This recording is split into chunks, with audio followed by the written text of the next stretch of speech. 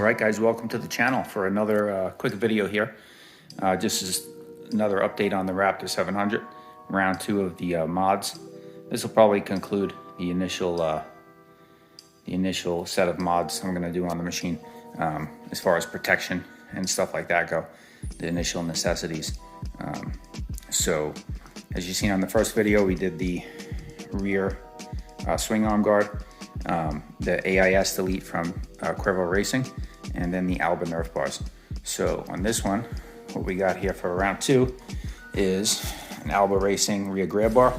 I was going to get the blue anodized, but I figured the black will match the Nerf bars. I don't want to be, have a million different shades of blue going on either. So I figured that would go with the theme a little bit better. It'll stick out probably about that much more, about 1.5 inches. I was measuring it a minute ago. So the biggest thing is, it's really, look at the significance and thickness. The factory one is like as thin as my pinky, and this sucker is pretty big. So the stock one, if you've seen on my first video, is kind of twisted. So this one will address that. Much more high quality bar, and kind of gets rid of these, I don't know, weird looking reflectors that stick off the rear. So that'll get rid of that. Second mod we're gonna do is the UPP Racing case saver. I got this one because you can actually take the chain cover, sprocket cover off, trim the couple tabs on the back of it, and reuse it with this. So once this goes in, you can actually put the cover back on, so you don't have to see the sprocket and all that stuff. Kind of keeps it looking stock and clean looking, but you got the protection of this behind it. So that's the way we're gonna go with that. And then my favorite of the 3 that came in is the Glann Innovations skid plate. That thing is awesome. I found out about this one on from Pete Hager's videos. He has got one on his in red, as he has the red Raptor. So I think they make them in red, black, and blue. So I ordered the blue. I figured it'd look pretty cool. Biggest reason for this, obviously, is protection. Especially here I ride in southern Arizona, a lot of rocks and stuff like that. You don't want nothing coming up and denting the frame, cracking your engine, or anything like that. So this thing is pretty thick. It's like about a 1/2 inch thick. So it's really, really good quality. It's like a cutting board material almost.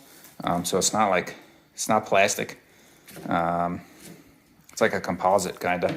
So it's got the, you can see I got the cellophane on it still that it came wrapped in, but where the hardware goes, it's preset, drilled out in steps. So that's all going to be recessed hardware. So it's not going to have any issues with that. You got your drain holes for your fluids, and for the front oil drain, and then for the crankcase drain. So we're gonna get that sucker installed too. And alrighty, guys. So what I started with, I figured before I do the grab bar, I'll stand this thing up on the old grab bar and do the belly pan first. So this was actually a really nice, easy install, but I wanted to show you how I did it. I stood the quad up, makes it a lot easier than laying on your back and finagling underneath the machine. You have full access, you can stand up, work like a gentleman. So it comes with this bracket here and a bolt with a clamp on the back side. You just got to loosen the bolts for the bumper, factory bumper or aftermarket bumper, whatever you got. Loosen them up so that you can pull this up, 1/8 of an inch or so. Push the plate through, then put the bolt through, put the clamp around the back, goes around the frame, and put that on snug, not super tight, so you can kind of maneuver it. And then I just worked my way down. I did the next one. The next bolt comes with also a bracket there on the back of the frame, as you can see. It's focusing. All right, and then that grabs both bars there. It's a black clamp. Get that on snug, not super tight. And then these next 4, they just go into the factory frame holes that the factory skid, where that came out. And they just thread right into the frame. And then on the back, comes with 2 more clamps. Now these are billet aluminum clamps, so don't crank the shit out of them. This thing does not come with instructions, but it's pretty self-explanatory. You can see where all the hardware goes. Also with the bolts that come with it for the frame that go into the threaded frame, it comes with spacers. I don't know if we can get a shot of them, but there's like these black spacers. Can't really get a good view of them, I don't think. Well, there you go. There's some black spacers right there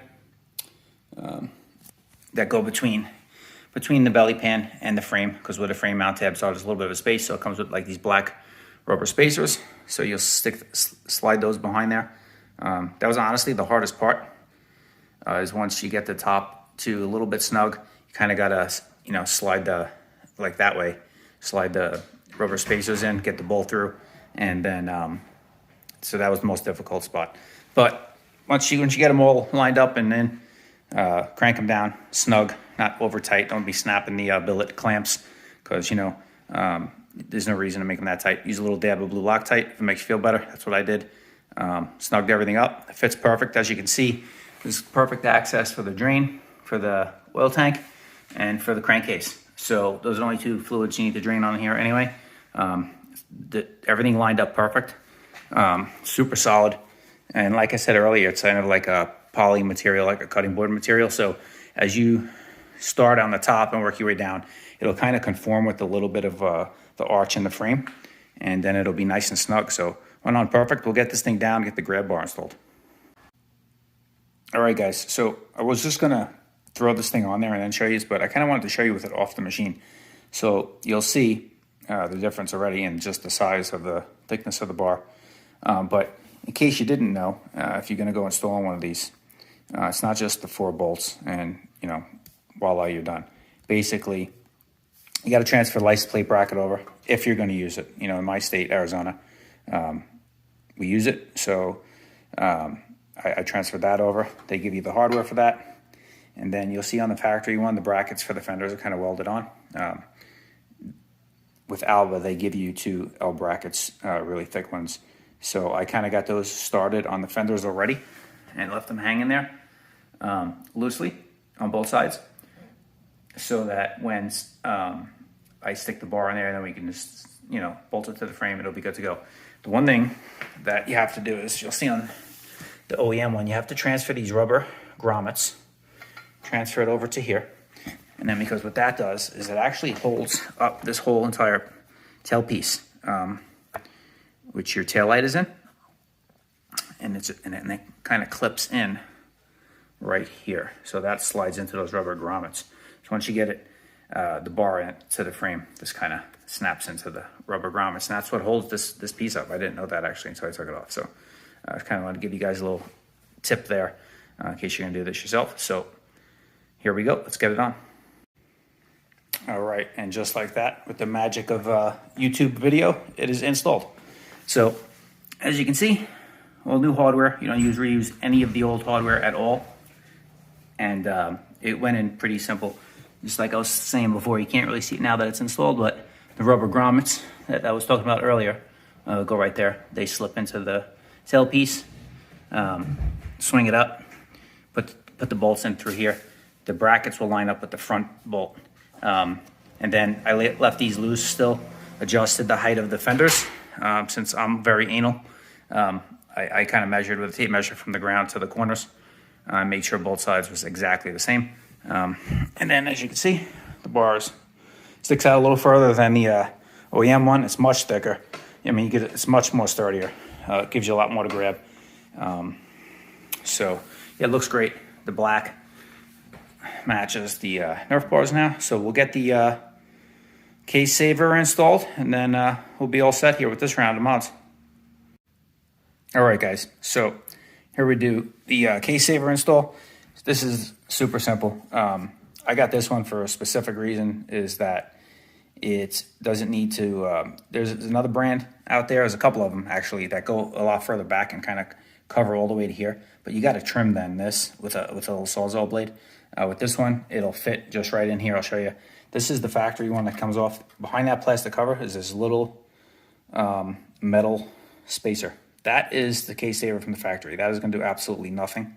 God forbid a chain comes off or snaps. So this thing here, this one's great. You see it's got the little indentations on the back side. that goes towards the back, so it kind of fits over all the little grooves and nooks and crannies in there, and it wedges tight up against the case, so there's no movement. And then it comes with 2 new bolts.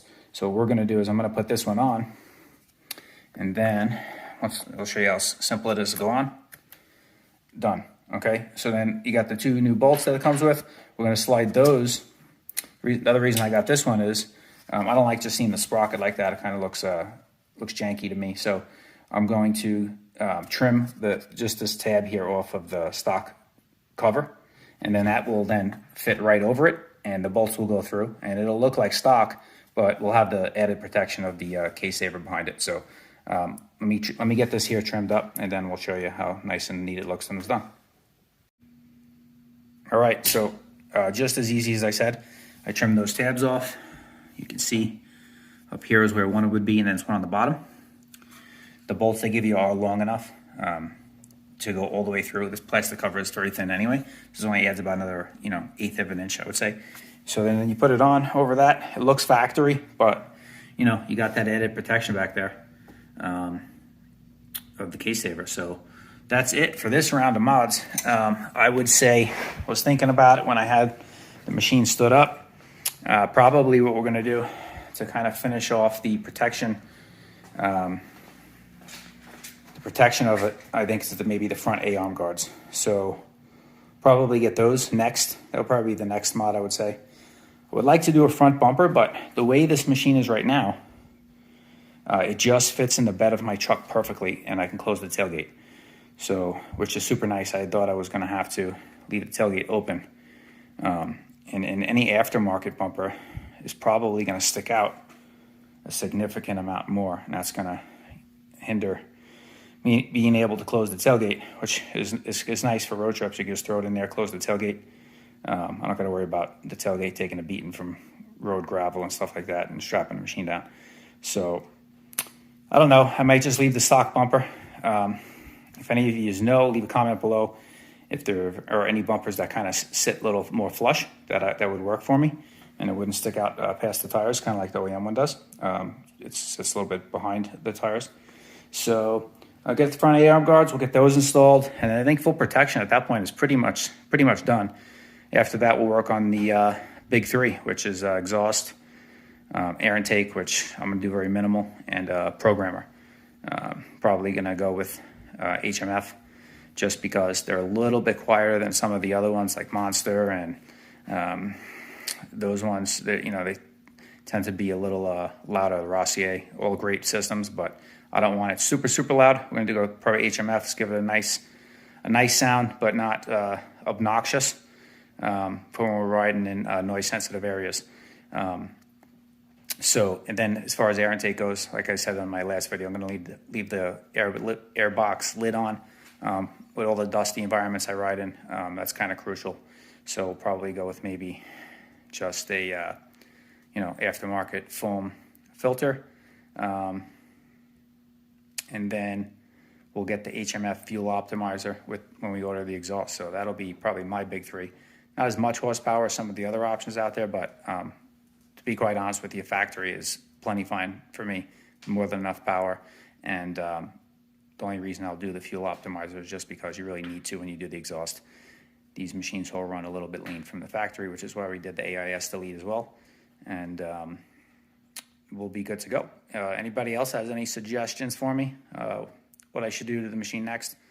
Another thought maybe is a set of handlebars. We'll worry about that. I'm not.